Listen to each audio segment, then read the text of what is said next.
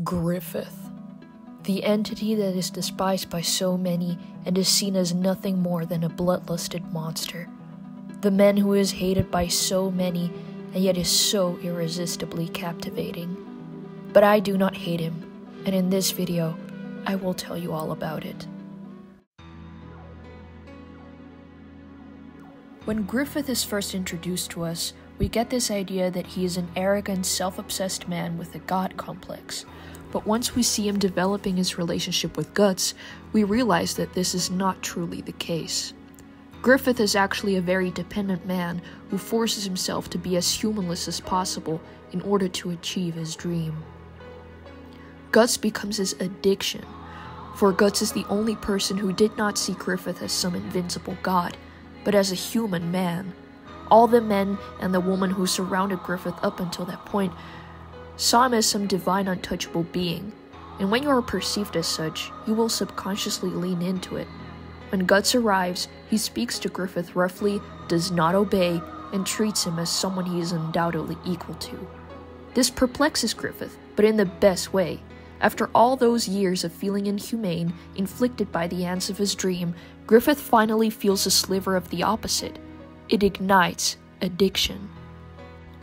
Now, aside from the way Guts makes Griffith feel, it is also Guts himself who draws Griffith in. When we first see Griffith only observing Guts shortly before actually meeting him, he is captivated. The way Guts does not blindly follow, does not let others touch him, nor order him around. What Griffith saw in Guts, even if not purely, was an equal. Soon Griffith becomes dependent on Guts. Without noticing it himself, since he allows himself to be at ease with Guts, the man who was usually the one in control became a man who was completely at Guts' mercy, an equal who makes him feel good by his side. The one thing Griffith, deep inside, longed for so long. The cure for his loneliness, which truly tormented him all these years. Griffith was surrounded by all these men, but not one was on top of the stairs with him, only beside him. When Guts leaves, Griffith's whole world leaves with him. Because Guts became Griffith's world, whilst his dream, even if just a fraction, moved to make room for the other man. The man who cured Griffith's loneliness, the man who was his sense of safe, the man who was with him at the top of those stairs. And that made Griffith crumble completely. The center of it all, the bend of the hawk, Griffith himself, was his dream. What we believe is purely something Griffith selfishly strives for his ego, with time is revealed to be something else. What at first did begin with it being Griffith's personal goal and his envision of the future quickly grows into its own thing. A heavy cloud that Griffith himself becomes a slave to. Griffith is not the leader of his dream, he is a slave to it. Along with his men, he is chained to his dream. The chains around him heavier than those around any of his men. The main slave to the dream isn't even among Griffith's men. It's Griffith himself. Griffith blindly sacrifices his body, his well-being, his happiness, his humanity, all for his dream, putting no worth in himself, and instead solely in his dream. The people who see Griffith as self-obsessed and selfish fail to separate Griffith from his dream, after which you realize that he is the biggest victim to it. When Guts arrives, just like Griffith says during the sacrifice, he awakens Griffith from the endless wandering, even if slightly. Guts makes Griffith feel humanity, unity, support. Once that left, the chains between Griffith and his dream grew much tighter than before. One of the things that I do not agree with about how the later adaptations were done was that they left out the river scene. In my opinion, this is the most important scene of the whole Golden Age what concerns Griffith's character. In this scene, we finally get a glimpse at what hides behind Griffith's facade. It shows how vulnerable and honestly selfless Griffith actually is. The scene I'm talking about is the scene that takes place after Griffith let himself be sexually used by Ganon in order to get money for his band in return. This happens after he watches a young boy die in battle he led him into, which then initiates emotional turmoil.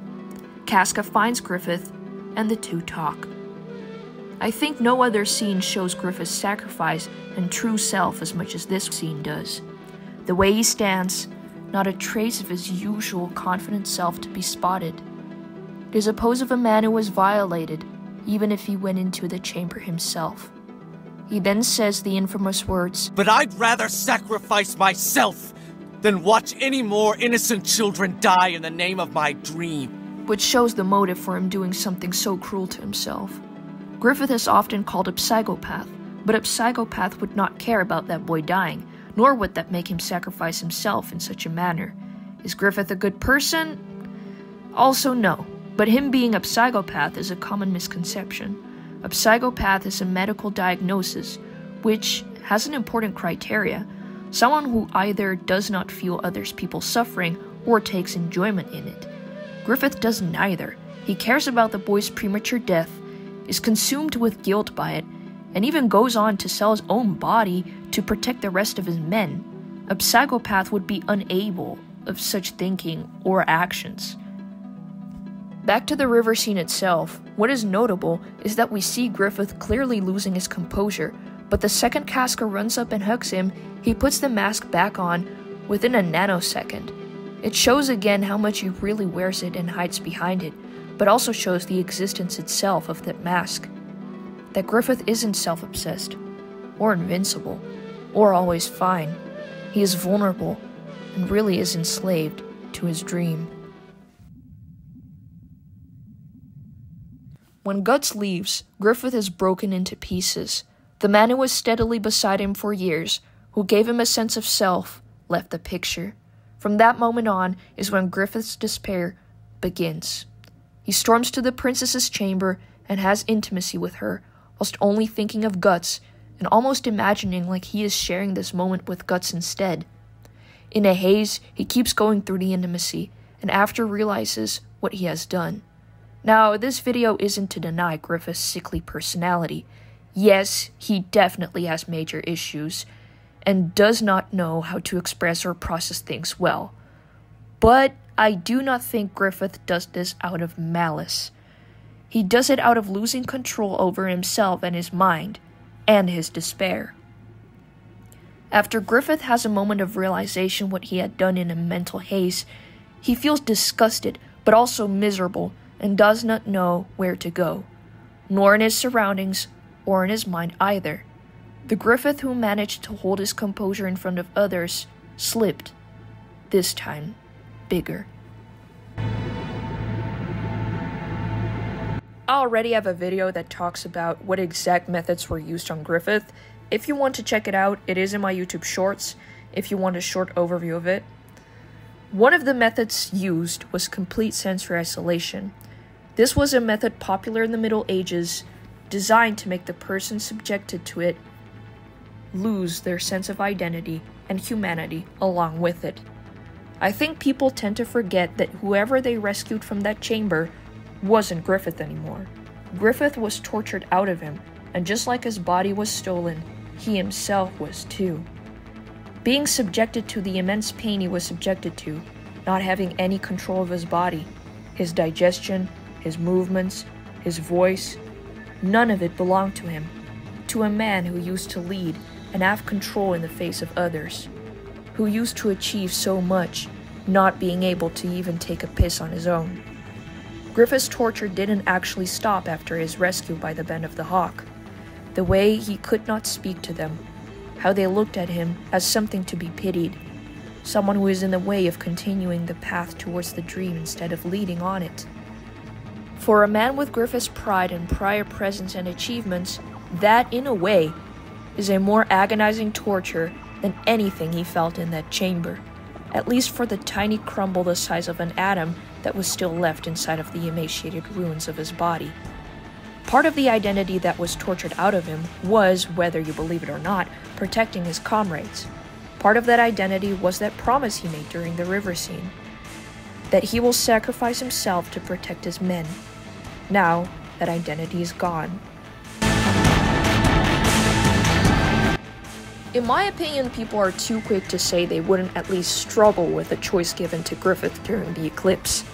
If you were in his place, sentenced to live out the rest of your days, not even a life, locked in a body that's not yours, a mind that is barely yours, completely helpless and an invalid, and then if you would be given a choice to escape that existence and get your body back, would it really be so easy to deny? I think it would be much harder of a choice than people tend to tell themselves. Not that I defend his choice. The men who were ready to do the most they could to support him even after his destruction, thrown into an awful death by the man they fought for, is cruel and inhumane. But that's exactly the result of such torture and manipulation, which for some reason, people tend to forget he was controlled by during the eclipse. To me, what the devils did to him was guilt-tripping, showing him that if he does not agree with them and follow the path they laid out in front of him, he has failed the men who fell on the battlefield. If Griffith truly was such a psychopath and didn't care about any of his men at all, such a method wouldn't have worked on him. As simple as that. With that, I do have to say that Griffith did have a tendency in his personality to sacrifice anything for the sake of his dream. And yes, that would include his men if necessary, but the humanity in him would still struggle against it more than anything. As sensitive as this subject is, I do want to include it as the final one in this video. As it is shown multiple times that when Griffith loses control and spirals, it is always intimacy that it results in. When the boy died and he spiraled into depression, when Guts left and he was in despair, the final time during the eclipse, when he couldn't accept that Guts became Casca's during his time in the torture chamber. All those times, he tried to deal with it by committing intimacy. I cannot help but feel like, just like binge eaters cope with their emotional troubles by eating, workaholics cope by working, and alcoholics cope by drinking, Griffith copes by having sex, as vulgar and twisted as it sounds. Perhaps because of his messed up view on intimacy, because of possible trauma that makes him see intimacy not as something to enjoy, but something to use. Maybe because he knows what it is like to live through the torment that follows after non-consensual intimacy. And maybe, in a moment of utmost inhumanity, he wished for Casca to feel the worst feeling he had known prior to the torture. Maybe Femto looked into Griffith's head and knew what was the worst part of being Griffith and decided to use that very thing on Casca in the moment. Just like binge eaters are afraid of food but can't stop turning towards it when they spiral, Griffith despises, or maybe even is afraid as well, of intimacy, but cannot help but use it once he loses control over his mind and body. The man who was shown as the most powerful turned out to be the most vulnerable out of all the men and women shown.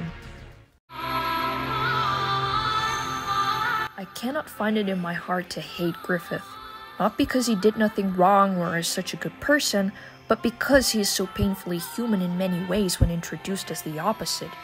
Because of the vulnerability that is hidden inside someone seen as divinity. Griffith is not a villain.